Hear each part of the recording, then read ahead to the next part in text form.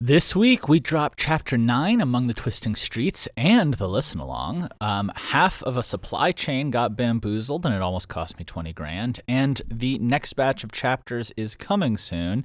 But first, a message to our heroes. Hey everyone, if you're hearing this quick message, you're in the public version of TABTA. Right now in the Heroes of Edra version, I am chatting with them, thanking them for supporting the series and help keep the lights on while we're so small, and sharing little songs and stories and behind the scenes stuff. So if you guys want access to that and to support the series, help keep the lights on while we're still a small little shop, you can check us out on patreon.com/7th Valkyrie, that's 7THVALKYRIE, and learn more. Anyway, on into the show.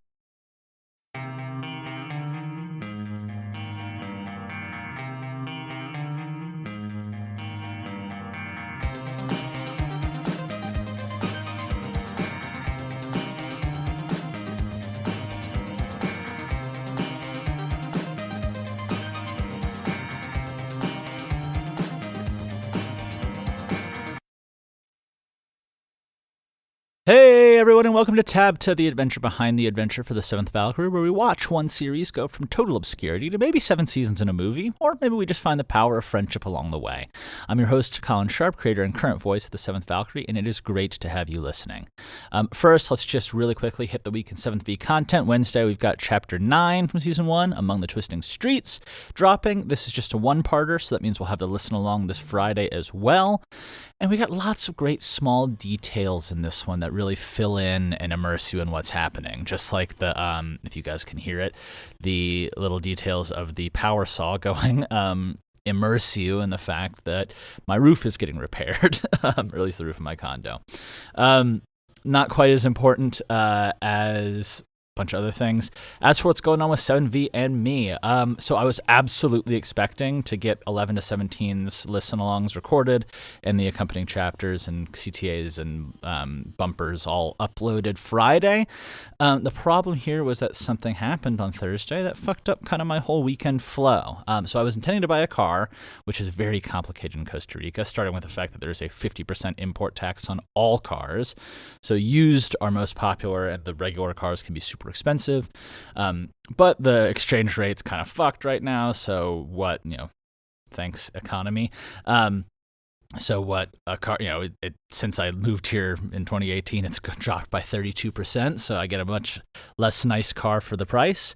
On top of that, mechanics can be kind of unreliable, and modern cars are super complicated with all the computer shit, so you have to be really careful that if you're getting a car that's quote-unquote, repaired and doesn't have any problems, you really can't trust it. You can't trust the dealerships. You can't trust the mechanics.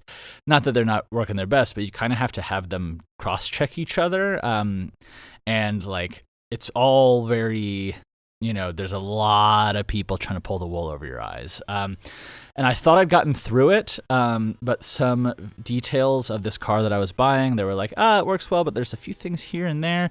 They just didn't quite add up, so we ran some deeper reports. We found out that the car had been imported. We did a secret search from the U.S. and found that there was 165,000 miles on this car that had been wiped clean by the importer before they sold it. The dealership pretended, or maybe had been actually caught off guard. They were like, whoa, what the hell? And I canceled the sale, had to go pivot and figure out some things because I need a fucking car now.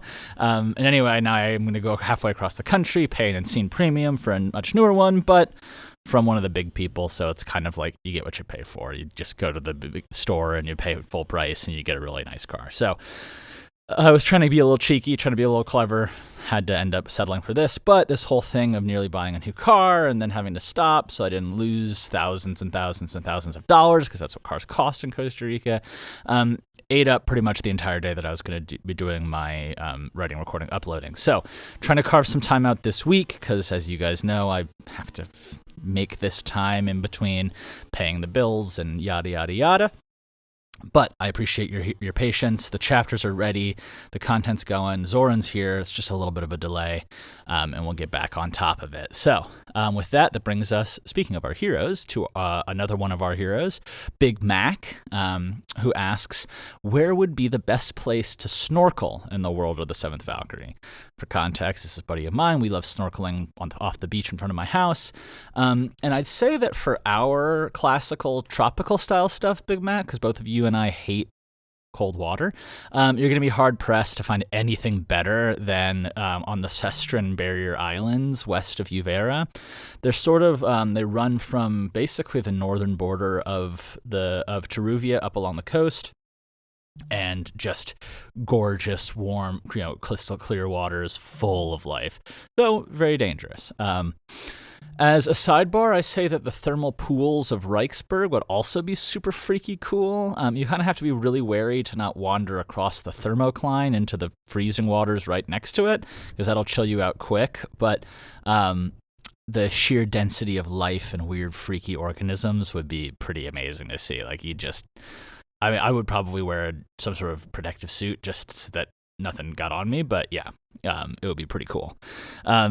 You'll have to keep listening to see if we visit either of those destinations or to what degree we actually get to explore under the water of those. But stay tuned. So anyway, if you guys have a question for me that you'd like to hear answered, leave a comment and I'll check. In the meantime, stay tuned for upcoming releases, Wednesday and Friday for the public. Hero versions are already available. And I'll be sending y'all lots of love. So ciao for now and talk soon.